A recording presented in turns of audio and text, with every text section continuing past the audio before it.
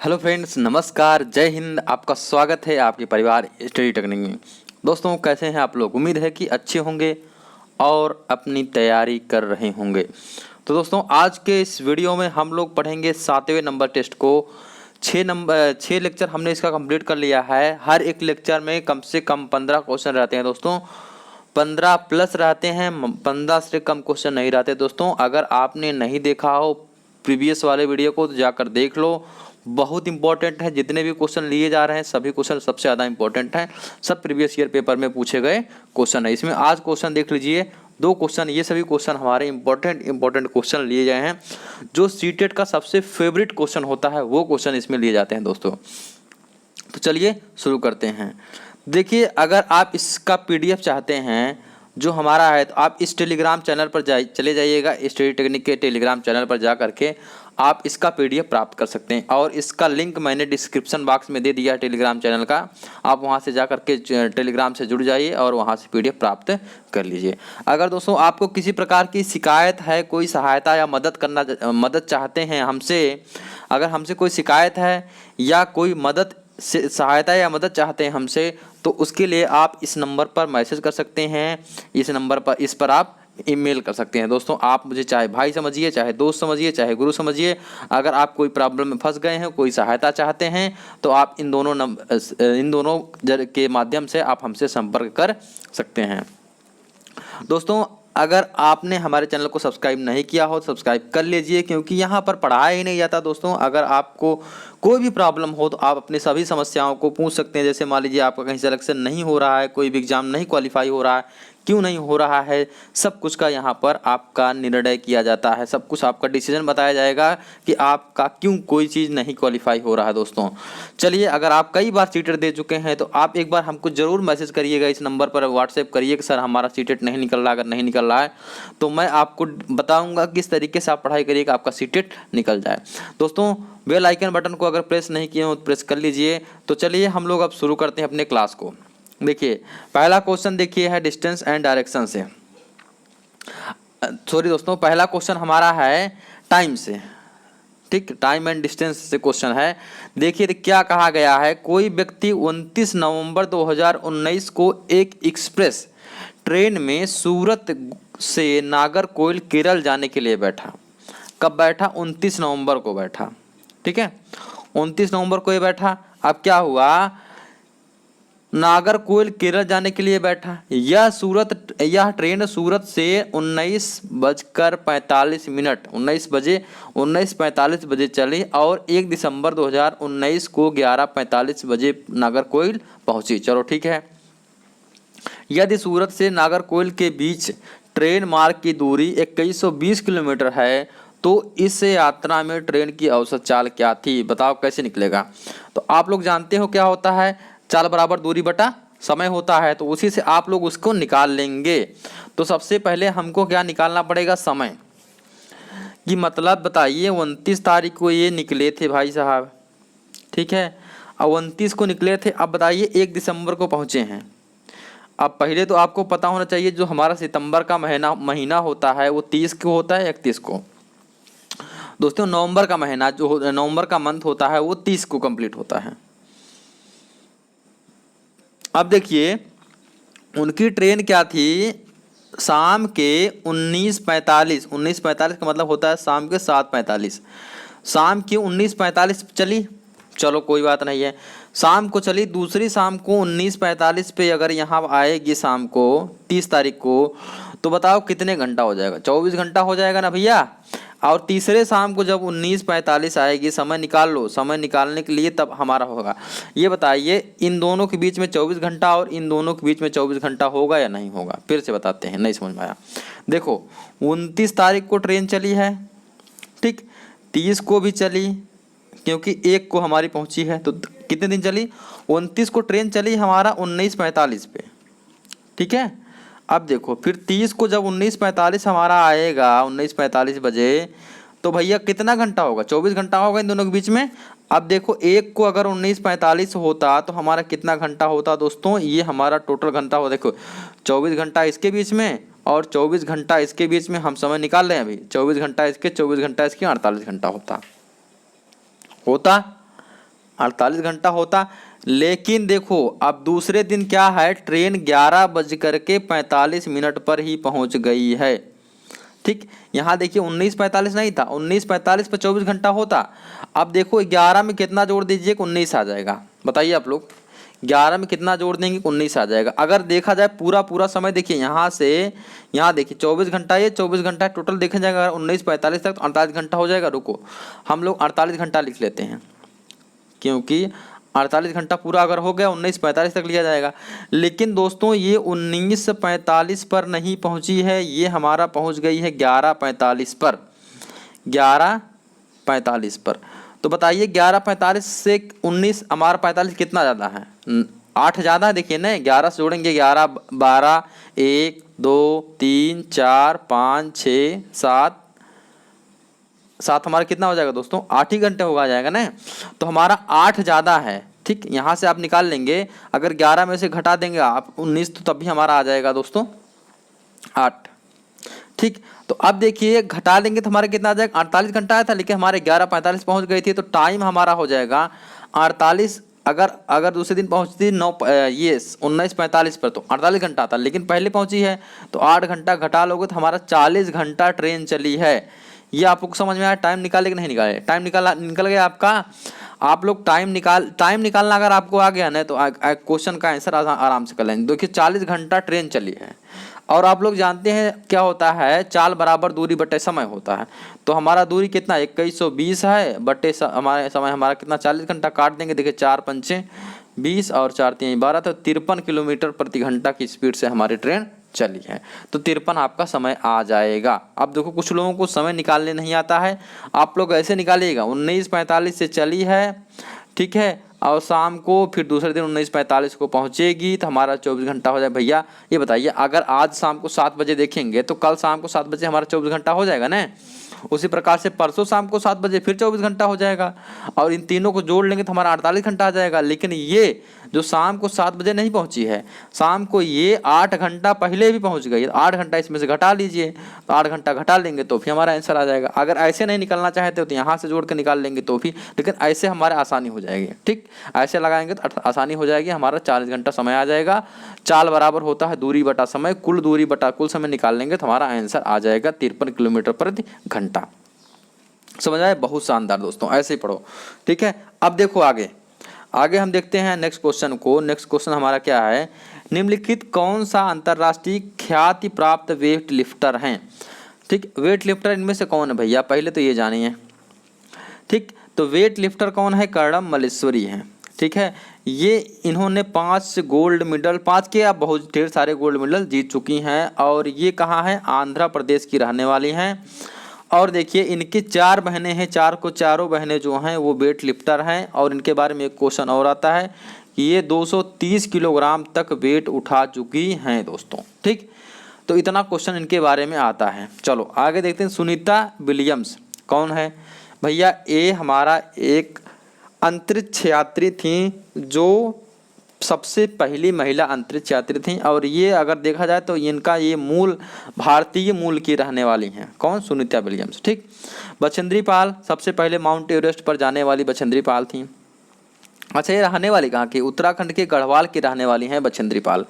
अब देखो एक कुछ लोगों को सूर्यमणि के बारे में नहीं पता होगा। सूर्यमणि क्या है, ये झारखंड की रहने वाली एक लेडीज है जो आदिवासी जनजाति से आती हैं, और ये इन्होंने सबसे पहले एक कीर्तिमान स्थापित किया जो वहाँ से निकल करके BA की डिग्री धारण करी हैं, आदिवासी जनजाति से बाहर निकलकर। सूर्यमणि वहाँ से हैं। और दोस्तों ये हमारा झारखंड में जो आदिवासी जनजाति हैं वहाँ से इनके जंगलों को छीना जा रहा था, आदिवासी लोगों को जंगलों से भगाया जा रहा था। तो वहाँ पर वो ये जो है एक आंदोलन चलाती हैं जिसका नाम है झारखंड जंगल बचाओ अभियान। कौन है, सूर्यमणि है। क्लियर हो गया, चलिए आगे देखते हैं। क्लियर हो गया ना पूरा, चलो भैया आगे इसको पढ़ो, आंसर बताओ। नीचे दिया गया कौन सा समूह है जड़ों का है। जड़ कौन कौन से होते हैं बताओ, चुकंदर जड़ होता है कि आलू जड़ होता है, अदरक जड़ होता है। भैया चुकंदर होता है जड़। आप पहले ऑप्शन बताओ क्या होगा, बताओ आप लोग आंसर क्या होगा। देखो चुकंदर जड़ होता है, आलू होता है तना, अदरक होता है तना। तो इसमें जड़ हमारा एक ही दिया है। दूसरा देखिए गाजर होता है जड़, ठीक है, हल्दी क्या होता है तना, और अदरक होता है हमारा तना। तो ये भी गड़बड़ हो गया। शकरकंदी, शकरकंदी क्या होता है दोस्तों, शकरकंदी होता है आपका तना, ठीक। और देखिए मूली होता है जड़ और हल्दी होता है तना, ये भी नहीं होगा। गाजर देखिए होता है जड़, चुकंदर होता है जड़ और मूली होता है जड़। तो हमारा ऑप्शन नंबर 4 इसका सही आंसर हो जाएगा। तो भैया जो लोग ऑप्शन 4 टिक किए हैं उनका आंसर सही है। चलो आप लोग कमेंट करिएगा कि आप लोगों का कितना आंसर सही हुआ। जो भी अगर क्वेश्चन आपको ना समझ में आए उसको स्क्रीनशॉट ले लीजिए या उस क्वेश्चन को आप लोग लिख लिए, उसको कमेंट करके हमको पूछ सकते हैं, सर ये क्वेश्चन को हमको समझ नहीं है, हम दोबारा आपको समझा देंगे। चलिए रेगिस्तानी ओक का एक पेड़ है, रेगिस्तानी ओक नाम का एक पेड़ है जो कहाँ पाया जाता है, आबू धाबी, ऑस्ट्रेलिया, राजस्थान, रेगिस्तान में। तो पाया जाता है भैया ऑस्ट्रेलिया में, और ये लगभग 3 से 4 फीट लंबा होता है, ठीक है, लगभग एक कमरे के बराबर लंबा होता है। इसकी जड़ें जो हैं इसकी लंबाई की 30 गुना, लंबाई मान लीजिए 1 फीट होगा तो चौड़ाई जड़ें 30 फीट जो है ज़मीन में जाती हैं। मतलब जड़ें बहुत तेज इसके नीचे बढ़ती हैं, जब तक ये पानी को नहीं पा जाती हैं तब तक ये नीचे ज़मीन में बढ़ती रहती हैं। तो और दोस्तों इसके जो तनों में क्या होता है, पानी भर जाता है और उस पानी को लोग पतली पाइप से पीते हैं। तो इतने क्वेश्चन आपके बनते हैं रेगिस्तानी ओक से। अब देखो एक बात और, हमारा ऑस्ट्रेलिया हो गया रेगिस्तानी ओक के बारे में। आबू धाबी, आबू धाबी जो है कहाँ की राजधानी है, तो संयुक्त अरब अमीरात की राजधानी है आबू धाबी। और आबू धाबी में जो सबसे ज़्यादा मात्रा में उत्पादन किसका होता है दोस्तों, ये रेगिस्तान है, तो यहाँ पर खजूर का उत्पादन सबसे ज़्यादा मात्रा में होता है। ये क्वेश्चन आपके सीटेट में पूछा गया है। आगे देखिए राजस्थान के बारे में देख लेते हैं। राजस्थान में क्या फेमस है, राजस्थान में पहली बात फेमस है घर। यहाँ पे घर कैसे बनाए जाते हैं, ये घर मान लीजिए हो गया तो घर की दीवारें बहुत मोटी होती हैं, ये दीवारें बहुत मोटी होंगी और इनके छत जो बनाए जाएंगे इस प्रकार से, छत जो बनाए जाएंगे वो कटीली झाड़ियों से बनाए जाते हैं। कटीली झाड़ियाँ आती हैं ना, रेगिस्तान में कटीली झाड़ियाँ होती हैं। तो जो राजस्थान में घर बनाए जाएंगे ये घर की दीवारें बहुत मोटी होती हैं और जो छत बनाए जाते हैं वो कटीली झाड़ियों से बनाए जाते हैं। दूसरी बात और एक चीज़ जान लीजिए राजस्थान के बारे में, तो राजस्थान में होता है हमारा खिजड़ी वृक्ष जो होता है, राजस्थान में उगता है खिजड़ी वृक्ष। इसको भी पानी की कम आवश्यकता पड़ती है। ये एक छायादार वृक्ष होता है दोस्तों, छाया अच्छा करता है। और देखिए इस वृक्ष के जो फल होते हैं या फली होती हैं उनकी सब्जी बनाई जाती है। और इस पेड़ की छाल जो होती है, छाल से बनाई जाती है दवाई। और इस पेड़ के लकड़ी में जल्दी कीड़े नहीं लगते हैं। ठीक दोस्तों, इतना आप लोग याद रखिएगा। और देखिए जो खिजड़ी वृक्ष है इसका जो है बिश्नोई लोग इस वृक्ष की पूजा करते हैं। बिश्नोई एक हमारा वो जातियां होती हैं वो खिजड़ी वृक्ष की पूजा करती हैं। तो ये आपका क्लियर हो गया होगा पूरा। चलो आगे देख लेते हैं। नीपेंथिस वह पौधा है जो शिकार करता है के विषय में नीचे दिए गए कथनों पर विचार कीजिए। चलो क्या शिकार करता देख लेते हैं। यह पौधा ऑस्ट्रेलिया, इंडोनेशिया और भारत के मेघालय में पाया जाता है। आगे देखिए इसका आकार घड़े जैसा होता है और इसका मुंह पत्ती से ढका होता है। यह केवल छोटे कीड़े मकोड़ों को फंसाकर उनका शिकार कर सकता है। यह छोटे कीड़े मकोड़ों को खींचने के लिए मोहक आवाज़ निकालता है जो इनमें फंस जाते हैं और बाहर निकल नहीं पाते। भैया बताओ क्या आंसर सही होगा। इसको तो पढ़ा चुके हैं, कई बार पढ़ा चुके हैं। चलो ऐसे ही करते रहो दोस्तों, बहुत जानदार, बहुत बढ़िया ऐसे पढ़ते रहिए। चलो देखिए बहुत लोग सही आंसर दे रहे हैं। देखो भैया पहले बात तो ये समझो ये जो हमारा पौधा होता है ये पौधा ऑस्ट्रेलिया, इंडोनेशिया और मेघालय में पाया जाता है, ये बात सही है। ठीक है, कौन, नीपेंथिस। ठीक, इसका आकार घड़े जैसा होता है, इसका मुंह पत्ती से ढका होता है, ये भी सही है। आगे देखिए यह केवल छोटे छोटे कीड़े मकोड़ों को फंसाकर उनका शिकार करता है, हाँ सही है। जैसे मेढक खाता है और सांप खा लेता है और कीड़े मकोड़े को खा लेता है। दोस्तों सांप नहीं दोस्तों, ये चूहा खाता है। आगे देखिए यह छोटे कीड़े मकोड़ों को खींचने के लिए मोहक आवाज़ निकालता है जो इसमें फंस जाते हैं और बाहर नहीं निकल पाते। दोस्तों वो ये मोहक आवाज़ नहीं निकालता, यहाँ इसके जो है अपने जहाँ से ये शिकार करता है, जो घड़े जैसा बना होता है ना, उसका एक जो मुंह खुला, ऊपर वाला खुला होता है, वहाँ से कुछ ऐसी गंध निकालता है जिससे कीड़े मकोड़े जो अट्रैक्ट हो जाते हैं, मतलब आकर्षित हो जाते हैं और उसके पास चले आकर उसके उस पर बैठ जाते हैं और वो अपना जो है वो उसको बंद कर, जैसे मान लीजिए जैसे एक मुख होता है, ऐसे मुख होता है, तो यहाँ से कुछ अच्छी अच्छी गंध निकालेगा, तो यहाँ कीड़े मकोड़े आकर बैठ जाएंगे, तो इसका ढक्कन रहेगा, ऐसे बंद हो जाएगा इसका। तो ये हमारा ये ऑप्शन चौथा वाला गलत हो जाएगा, ए बी सी ऑप्शन सही हो जाएगा। बताओ कौन सा आंसर सही हुआ? ऑप्शन नंबर 4 सही हुआ ना। चलो क्लियर हो गया आपको? चलो भैया ऐसे करते रहिए, एकदम शानदार दोस्तों, बस ऐसे पढ़ते रहिए। चलिए आगे लिखा है, भारत की आज़ादी से पहले महात्मा गांधी ने जिस दांडी के समुद्र तट पर अपनी प्रसिद्ध यात्रा की थी वह भारत के नीचे दिए गए किस राज्य में स्थित है? बताओ भैया कौन राज्य में है जहाँ दांडी की यात्रा शुरू हुई थी? ठीक बताइए। अच्छा बताइए दांडी यात्रा कब शुरू हुई थी? आप लोगों को डेट करना है कि 1930 में हुई थी कि 31 में हुई थी, कब हुई, थोड़ा इसका आप लोग डिटेल इसका जो है आपको कमेंट बॉक्स में कमेंट करना है कब हुआ था। चलो कब हुआ था देखिए उसको कमेंट करना है। तो कहाँ हुआ था? हुआ था गुजरात में, ठीक है, गुजरात में हुआ था, साबरमती आश्रम से। चलिए अब देख लेते हैं कुछ इसमें आंध्र प्रदेश के बारे में, थोड़ा सा एक क्वेश्चन आता है। आंध्र प्रदेश में एक जगह है पोचमपल्ली, और पोचमपल्ली की जो हाथ से बनी साड़ियाँ होती हैं वो बहुत फेमस होती हैं, तो आप लोग ध्यान रखिएगा, भूलिएगा नहीं। चलिए इतना हो गया, आगे देखते हैं। आगे हमारा है उच्च ज्वर तेज बुखार के साथ कपकपी जिसका उपचार सिनकोना पेड़ की छाल से किया जाता है, वह क्या है?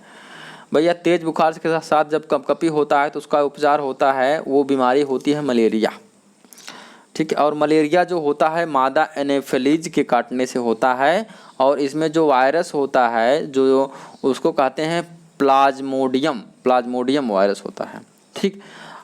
क्लियर हो गया? अब देखिए चिकनगुनिया और डेंगू ये भी मच्छर काटने से होता है। और एक हमारे रोनाल्ड रॉस थे जिन्होंने पहली बार मच्छर के पेट में झांक कर देखा कि इसके पेट में मलेरिया के जीवाणु पाए जाते हैं। इसके पहले लोग दोस्तों क्या सोचते थे? लोग सोचते थे कि जो हमारा मलेरिया होता है वो दूषित जल से होता है। तो ये क्लियर हो गया। चलो आगे देखते हैं। आगे हमारा क्या है, ये क्वेश्चन डिस्टेंस एंड डायरेक्शन का क्वेश्चन है। किसी डॉक्टर का घर एक्स पर स्थित है, चलो, तथा उसका अस्पताल वाई पर स्थित है। डॉक्टर के घर से अस्पताल जाने के लिए कोई सीधी सड़क नहीं है। यहाँ तक समझ रहे हैं ना? चलो इसका आंसर आप लोग वीडियो को पॉज करके दीजिएगा, पहले क्वेश्चन को हल कर लीजिएगा, इसके बाद इसका आंसर देखिएगा। चलिए आगे क्या लिखा है, अतः डॉक्टर पहले ए पर जाते हैं, चलो ठीक है, जो एक्स के ठीक पूर्व में 600 मीटर की दूरी पर है।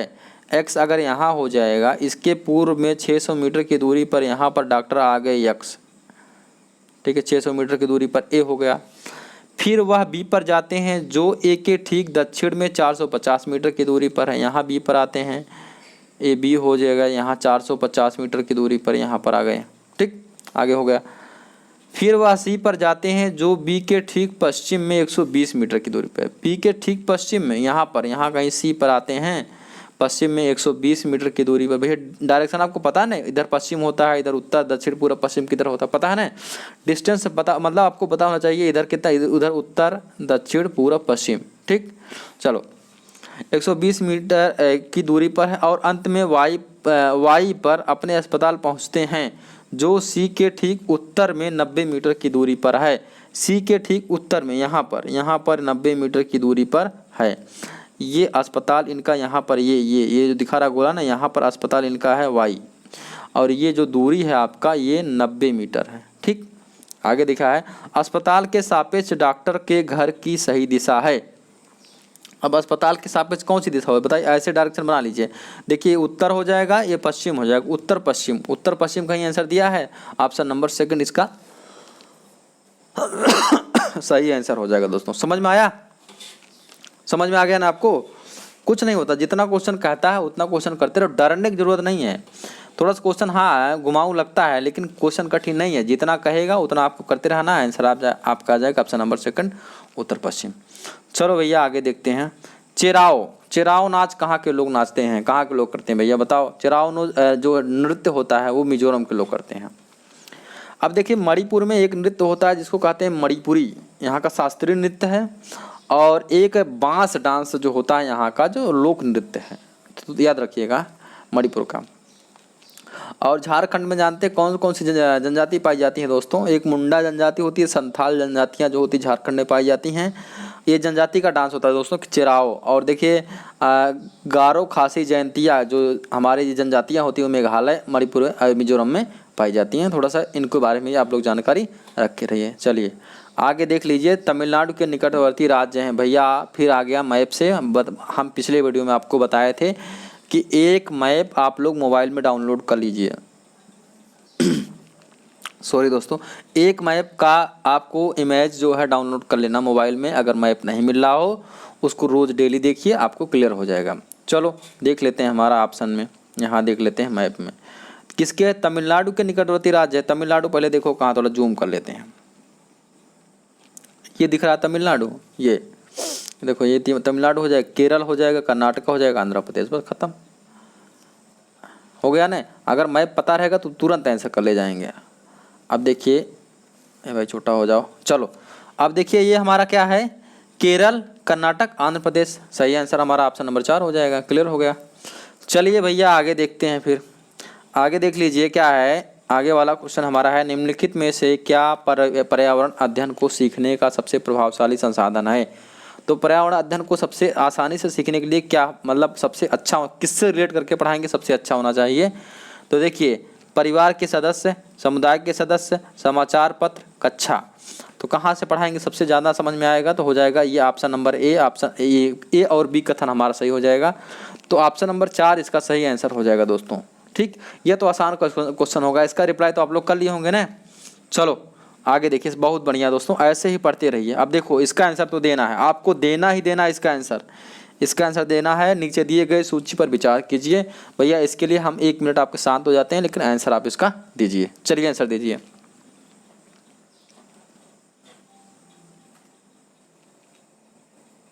चलो आप लोगों ने आंसर दे लिया होगा। दिया है, नीचे दिए गए सूची पर विचार कीजिए। कछुआ, घड़ियाल, कौवा, बत्तख, मछली। चलो विचार क्या करना है, इस सूची में दिए गए निम्न में से कौन सा दूसरों से भिन्न है? दूसरों से भिन्न कौन सा है भैया बताइए? अब काफ़ी लोग तो कंफ्यूज हो जाएंगे, थोड़ा दिमाग नहीं लगाएंगे अपने पास से, बोलेंगे यार सभी लोग अंडे देते हैं सभी लोग अंडे देते हैं यार, गड़बड़ा लग रहा, कुछ सिस्टम नहीं सी ठीक लग रहा है। तो ऐसी कोई बात नहीं दोस्तों, अगर इसके बारे में आप लोग सही से देखिए तो क्या है कि कौवा जो होता है वो उड़ता है और सभी और इनमें से कोई नहीं उड़ता है। तो हमारा कौवा इसका ऑप्शन नंबर सेकंड इसका सही आंसर हो जाए। इसको तो काफ़ी लोग सही कर लिए होंगे दोस्तों।